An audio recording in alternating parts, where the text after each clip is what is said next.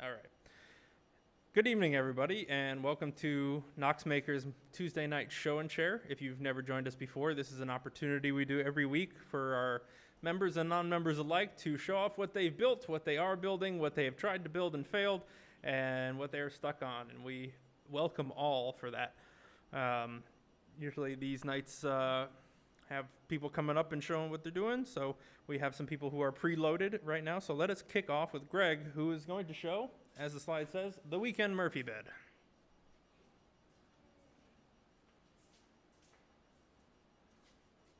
Good evening. Don't mind me pulling this down. This is not really a Murphy bed, but that's sort of like Kleenex is a generic and a real term. The idea of this is both a project that can be built in a weekend and also for use on weekends. At least that's the way it is on my house, around my place. This is what it looks like. It's not anything fancy. It's a floor setting bed. Twin bed is what I used for this one because I had to squeeze it in between a closet and where a door opened, and I only had so much space, but it fit perfectly in there. And it's a very simple solution. Anybody can build it. There's no special tools needed. It's fairly straightforward. And this is what it looks like with the bedding gone. And as you can see, the only thing that really is anything special you'd have to buy is these little 39-cent brackets to hold the slats in place. And also, I recommend that you use a really good, strong pair of, or it could be two, I used four, of these screws that are used to buckle the baseboard, which it hinges on, into the wall, into the studs hidden in the wall. And that's fairly important because you don't want this thing, it's fairly heavy, you don't want this thing falling down on anyone. So this is a little virtual video I'll let run here for a second and explain. The materials are all shown, fairly straightforward. Piece of plywood, some 2x6s, 2x4s, 1x4, I'm sorry, no 2x4s, 2x8s. And this is what I do in a lot of my projects is I virtually build my projects first in virtual space. And then I can test everything, I can make sure the dimensions are correct, I can do all the testing that's necessary as you'll see here. And because there's three different hinge points. There's a hinge point on the bed itself, and then there's a hinge point on what I call the swing blocks. And the swing blocks are used as a safety measure to hold the bed up, permanently up, when not in use. And it's very effective. It doesn't take any extra hinges or locks or anything like that. They just swing in and set at 45 degrees. They hold the bed up. And I am going to probably add a safety mechanism because I have grandchildren at the house. So I'll probably add a bar at the top with a pin that youngsters can't get to, but it's not really needed. While the list is up here, any questions? I did the sides in oak. They're not stained yet. They're going to get stained. Right now the bed's in use every night this week. And so at the end of the week, I'll stain the sideboards, which are oak, and they'll match the rest of the room when I'm done. But like I said, fairly straightforward. I used heavy-duty hinges on the rotation up and light-duty door hinges on the swing blocks. Fairly straightforward. These are all the component parts. You can see a close-up here of the swing block. There's a hinge on the inside. And I don't know if you can quite see it, but right up in here would be where the two main hinges are that the bed rotates on. And again, fairly straightforward, up and down. And here is how it looked today. There's the picture that shows the vertical hinges. And when the door is open, the entry door, it just about matches up. There's one of those little springy things that keeps the door from banging the wall. And it just about lines up with the edge of the bed. And it fit right in between that swing door, entry door, and the closet that's on the right. And this is what's in the rest of the room. This was a bedroom, but I converted it into my little workshop. And so, as I said, the staining that I did on the cabinets and on the workbench, that'll be the same on the sides here. Any questions? Yeah. Is that bottom of the bed there, like, is that a chalkboard? Is that painted with some like chalkboard material, or is that just painted with paint? It's just painted with paint. Any thoughts on making it functional? Um, Yeah, like a chalkboard, you put all your secrets there. Whiteboard secret, yeah, whiteboard. Maybe. It's sort of designated bed for my grandson. He talked something about putting a poster up, so that's probably what it'll be used for.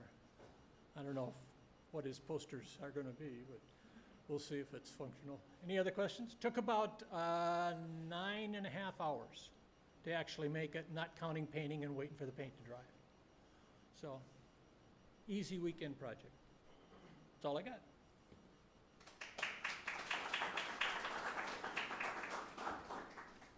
You probably have to reset something here, Billy. Or somebody.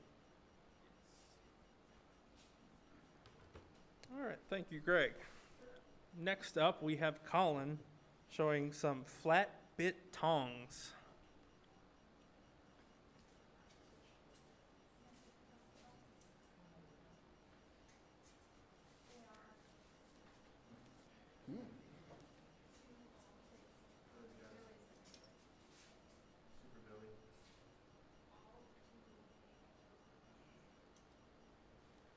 Hopefully the top half of me isn't completely out of shot. Okay, so about 4 weeks ago I decided I was just going to make a set of tongs. It's one of the basic tools that we use in the forge, and we have many sets over there, but I also have some equipment I use up at the airport and wanted a set to take with me. So I took a piece of 5/8 round bar, and it's pretty straightforward. You start off, you flatten the end out, draw it out to make the actual jaw part, and then you isolate that, take off the neck section, flatten that out at 90 degrees to that to make the hinge area, and then you taper the handles out, make the rivet and throw it together. The metal was, I think, was $16 from Lowe's, which is probably the most expensive place to buy metal. But I was on the way here and wanted some. So. It's pretty straightforward. I mean, if anybody wants to take a look, it's there's things I would do differently if I was to do it again. For instance, you'll notice that the actual jaw and the rein come off the same side. Were I to do it again, I would do it coming off the other side. That makes it easier to line the handles up. You put a curl on the ends, and I didn't round the handles off well enough initially, and trying to do that once I'd riveted them together was not so easy. So again, it's my first time trying to make anything like this, so I'm learning as I go. But under the overhead there so we can see a little better. say again, sir? Stick it under the camera over there so we can see a little better in overhead. On there? Oh, okay. There you go. So, as I say, this is the part you make first, and then you just turn it 90 degrees, flatten that part out, turn it again, and start drawing out this section. Once you've got it to the length, you then round this out. You start off with it square, turn it 45 degrees, make it an octagon, and then work it into a round. And then you taper the points down and curl them out so that when you've got an end point when you're using them. The rivet was just a piece of 3/8 bar. You cut it off. I made a riveting jig, which is just a piece of metal the right thickness, so that you put the rivet pin through, and you put the jig underneath it so that you've got the right length sticking up at the top. Heat it up with a torch and shake the head, and then we have a little cup, and you turn it over, sit it in the cup, and shape the tail of the rivet. Once you've got that riveted in, you usually find that these go almost unmovable. So you heat the whole thing up and dunk it in water and work it until it comes out smooth. Then at one point I had to stop and weld up the cracks, which I did at work. And then you put your little stamp on it that says it's mine and I made it. What we in England call a touch mark. I don't know if they use that term over here. Yeah. Okay, so, that was about it. Put it on a wire wheel brush at work and got the scale off. You still wind up with very dirty fingers from handling it, but there you go.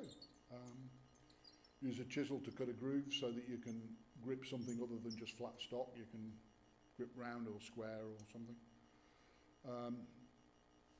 You can put grooves sideways across the thing so you can hold other shapes. I just decided to keep it simple. That's about it.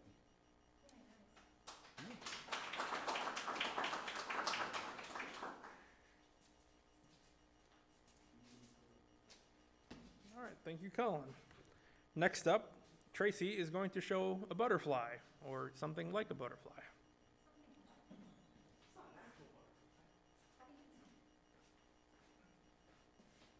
I made this past weekend.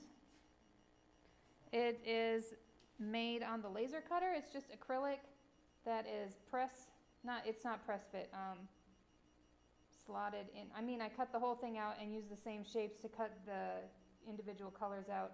And then I put it together with black 2-part epoxy, which I've made one of these like a year ago, and I thought I remembered what I used, and then I went to this auto parts store and I'm like, it's black 2-part epoxy, and I got it, and it was not the same. I'll show you the back of it because you should only look at the front when you're at my house. I put the back to the wall or the window or something, but the back, it gets pretty goopy. So this was the first run of the epoxy, and the epoxy I got actually was like 5-minute dry.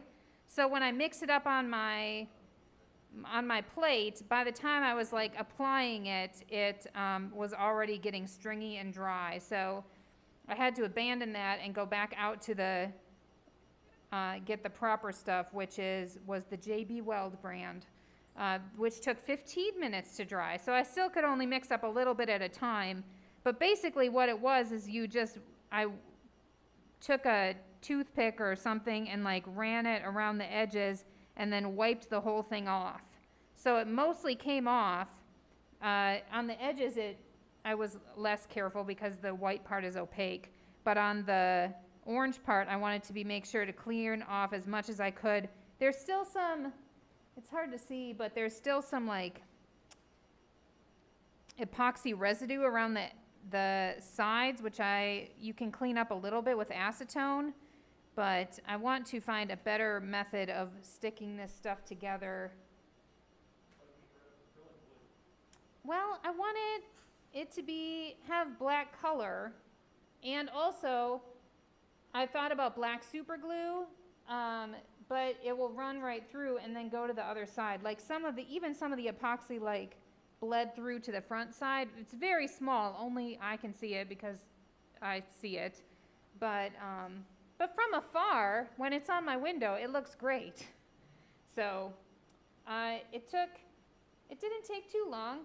I mean, cutting it out on the laser was, I drew it while I was watching TV and cut it out on the laser the next day and then peeled all the paper off. That took a while. And then painting the epoxy on and cleaning it off maybe took an hour. So it was a great Saturday project.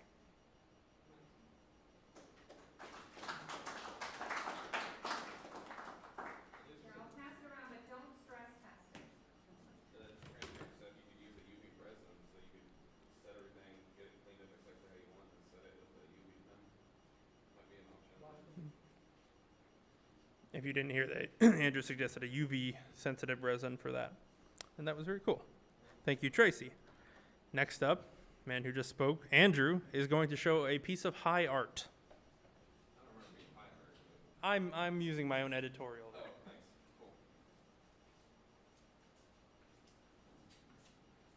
Cool. Hey guys. So for those who were here last week, I showed off a gallery space that I finished, and then we had an opening at that gallery, and I was worried. I invited a lot of people, like from the makerspace, for instance, and they're not super highbrow art types, So I wanted to have something that was like approachable and silly and fun for the evening, and so I built this thing. What this is a in the corner of the gallery space, there used to be a toilet. It was just a toilet in a corner. I don't know. It was labeled the men's room, so whatever that's worth. But anyway, so I had a hole in the ground, several holes in the ground that I needed to deal with, and so I decided to build this assemblage instead. So this is all made out of pieces of the sprinkler system that I had recently removed from the property because it was no longer necessary or in use. So it looks like this straight on, and inside of that hole there is this guy, which is kind of like the cartridge with all the smarts in it, if you will. There's a small 1.3-inch TFT display on the backside here. It's hooked up to a Raspberry Pi that has a webcam attached to it, and then a battery charging it, or providing power for the assembly. So the idea is that you have to like bend over and look into this hole here in order to see what's in there. And the thing that I neglected to show on the first picture, which you can probably not see, right about here, there's a hole, so it's looking straight up your backside. So I put the camera up there so that when you bent over, you'd see yourself through that's the idea anyway. It was a lot of fun in practice because folks were like, it was completely unexpected, and then once somebody else experienced it, then you could watch these people that had no idea what was happening experience it, and that was a ton of fun. But anyway, here's a little video of what it looks like, including a shot of me using it. So there is, let's see if this will focus here. Yeah, that didn't work at all. That thing in the middle there is my butt. So anyway, that's that. You guys can. I went ahead and just for the show and share, I went ahead and assembled it with the camera pointing at the viewer, so you guys can check that out. Sans holes in the ground. But yeah, it was a fun little project. I used the laser cutter to build the lens on the front, as well as the monitor mount on the backside of the pipe, and a little bit of Linux to run the thing. It pipes the webcam feed straight into the frame buffer, so I didn't have to worry about anybody wondering if I was recording them or anything else. It just is, right? Like there was no opportunity for that, fortunately. So anyway, yeah, so it was a fun little project. Also, here's a picture of my cat. All right, bye.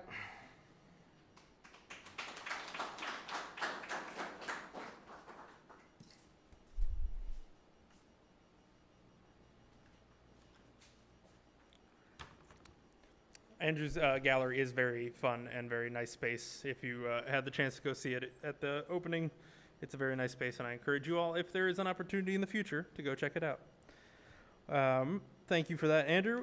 Next up, we have a mandolin from Cecil.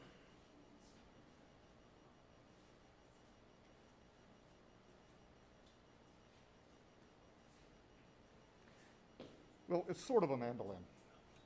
So I'm aspiring mandolin player. I think I'm going to always be that way because I've been trying for 3 years and I still can't play the thing. But woodworking is probably one of my lesser skills. But I had this idea to build a mandolin that I could walk around with and only I could hear it. So I wanted it to be non-acoustic, non-electric. And this is what I came up with. And although I have seen this similar design with ukuleles, I could not find anything on the market or anything else that actually was similar to this. So what I ended up doing was, instead of 8 strings like a mandolin, I made it a 4-string like an electric mandolin. It is tuned the same way. It is using the standard mandolin fretboard. And other than that, it's all custom work. So including on the back side here, Probably the first real piece of aluminum that I milled on my CNC. After 7 years of owning a CNC, I finally started milling aluminum. Learned a lot on it, actually. I learned that I never want to actually go back and scallop the fingerboard like I did, because it was very difficult to get your frets very smooth, and there's still a little bit of roughness, as you can see, as I'll pass it around. It is very quiet, but you can actually walk around. I can walk down the street playing it. I can pretty much just be heard by myself and not have to worry about anybody else listening to how badly I play. Other things about it is that this turnaround, the turnaround for the strings right here is actually a tattoo grip from a tattoo machine. And then most of the great mandolins out there actually have engraved on the top of them, they say, the Gibson. And so mine, not being a great one, has, whoop, the Gibbon. And it was quite an experiment. It's not the most comfortable thing to hold and play, but it's what I was looking for, and it's slightly bigger than my CNC would actually mill, so I actually had the body milled from someone else. I did the design, and then sent DXF files over, had that milled. Standard mandolin bridge that I just had to carve down, and everything else is just custom on it.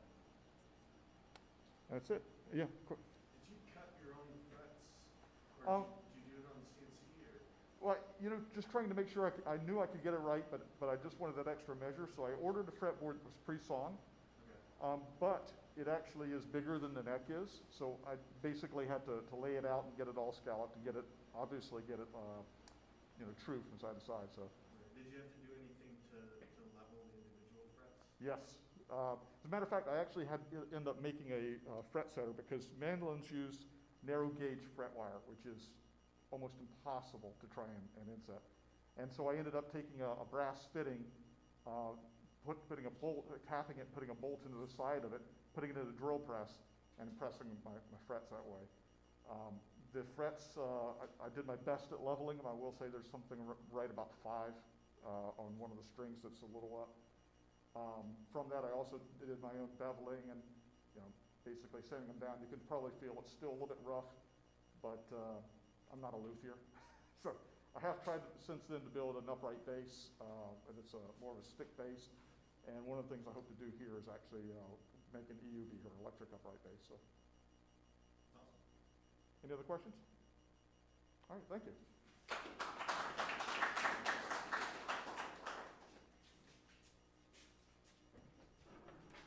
All right, thank you. Very cool. All right, and our final share that's on the list for tonight is Brian, who's showing off a picture frame. Brian? Hey, y'all. I've had a stack of artwork that looks kind of like this. Wherever I travel, I try to get painting from wherever I'm at. And in the spirit of never adulting, they've just been sitting in a stack in the corner of my house for years. So I figured about time to actually make some frames to put them in. So it was just a standard mitered edge. I did put splines into them. If you've never made a picture frame, it's one of the most garbage woodworking jobs you can actually do. Getting 4 miters to come out just looking perfect is very challenging. Your error is multiplied by 4, so if any of your cuts are even a fraction of a degree off, the last of the corners will be open or closed. So making it absolutely spot on is never an option. If you've taken any of my classes, I tell you that sanding is evil. When you're making one of these things, this is where you should be sanding. What you do is after you've glued the thing up, and you can't use clamps to glue it up, you have to use jigs. You basically glue into the corners and then immediately sand the whole face of it. And what you're doing is not actually sanding the face, but you're creating your own wood filler that fills any discrepancies in the corners. Then after the thing is all cleaned up, you can go back and reface the whole thing with your planer or your card scraper. I beveled the back corner so it gives a little bit of a profile off the wall. And it also hides any disparities and flatness on your wall. The splines in the corners are, like, they kind of look cool, but they're really more functional. It'll keep your joints from opening back up in the end. How you do these is you build the picture frame and then you run the whole thing back through the table saw on corner, and then you can basically fit your splines back in. So the face is ash in this, and the corners are purple heart. They'll look red for probably about a year until they really start turning purple. They'll stay purple for about 10 years, and then they'll be a dark, deep brown red. I got the glass cut at a studio down the street, and then just fit the back in myself. They make these special points for putting the backs of these things in. I think they're called points. They don't go into hardwoods very well, so on these I just use penny nails. I drill them and just kind of set them in. But yeah, I made a whole bunch of them. I'm happy to not do it again for a while, but there they are. Any questions? Right on, thanks y'all.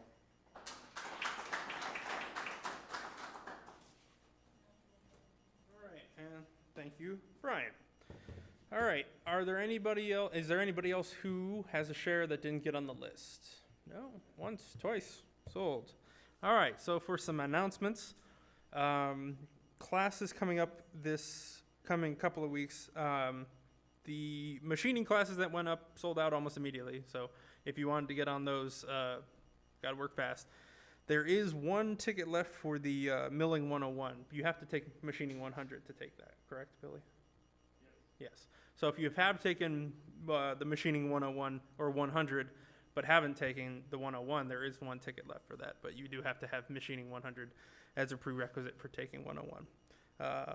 Then looking past next week into the 6th of November, there is going to be a laser cutter 101 at 10 a.m. That's with Tracy, and there are some tickets left for that. So if you want to get authorized in the laser cutter, that is your opportunity to do so. And you can go on to knoxmakers.org/events and see those for yourself and get tickets for that. There's a woodworking 101 class next Thursday, not this one, and then an inlay class the following Thursday. Okay, so if you didn't hear that, next Thursday is a woodworking 101 class, and then the following Thursday is the creating wood and inlays class as well, and that was pretty popular. You sold out on that last time too as well, so another popular class. So if you're interested in that, get your tickets soon. And like I said, you can go on to knoxmakers.org and do that. Also on knoxmakers.org, there is also an option for donating. If you are wanting to donate, if you bought something from a store here in the shop or are using materials, you can go right onto, and don't have cash on hand, you can go onto knoxmakers.org/donate and donate right through PayPal there. Another way to donate and financially support Knox Makers at no price to you is through Amazon Smile. We're just restating this every few weeks now. If you go to smile.amazon.com, you can select Knox Makers as the organization that will benefit, and every time you shop on Amazon, we get a small percentage of your purchase, no extra cost to you, and it just helps us a little bit here and there. So those are just some opportunities to help Knox Makers out. With that, I will conclude tonight's meeting, and thank you all for coming. Right now, we're going to open up the rest of the workshop for open hack, and thank you all for coming.